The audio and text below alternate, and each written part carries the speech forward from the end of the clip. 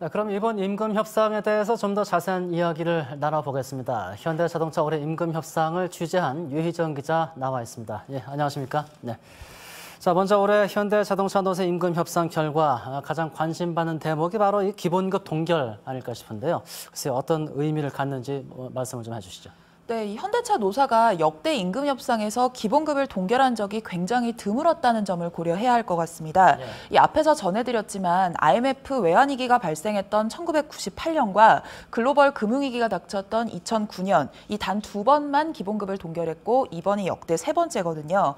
이 올해는 아시다시피 코로나19 유행으로 글로벌 경기 침체가 정말 심각한 수준이고 또 우리나라의 경제 사정도 좋지 않다 보니까 자동차 산업도 부진을 면치 못하고 있죠. 그래서 노사가 코로나19로 인한 이런 위기를 IMF 위기나 글로벌 금융위기만큼 심각하게 여기고 있다는 걸로 해석이 됩니다. 네, 평소하고 여러모로 많이 달랐을 것 같은데요. 네. 좀 독특했던 점들 이것도 있을 것 같아요. 정리를 좀 해주시죠. 네, 올해 임금 협상에 독특했던 점은 대부분 코로나19 때문에 발생을 했습니다. 네. 현대차 노사는 보통 5월 말쯤에 임금 협상을 시작하는데 올해는 코로나19 때문에 두 달 반이나 늦은 지난달 13일에서야 협상을 시작했습니다.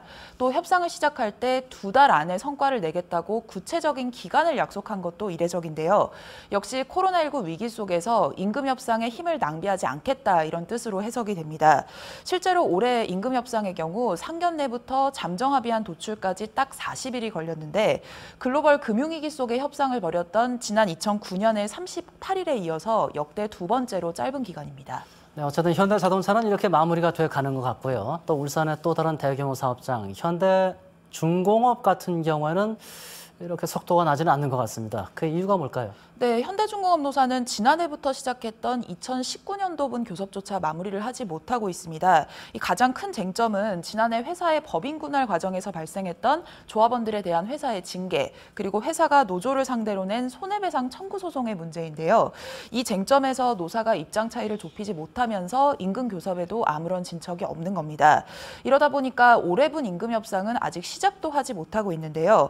노사는 그동안 지난해 임금 협상을 먼저 마무리하고 이어서 올해분 임금 협상을 진행할 계획이었지만 만약에 추석 연휴 전까지도 진전이 없다면 그 이후부터는 2년치 교섭을 동시에 진행할 가능성이 높아 보입니다. 네, 자, 지금까지 유희정 기자였습니다. 예, 수고 많으셨습니다.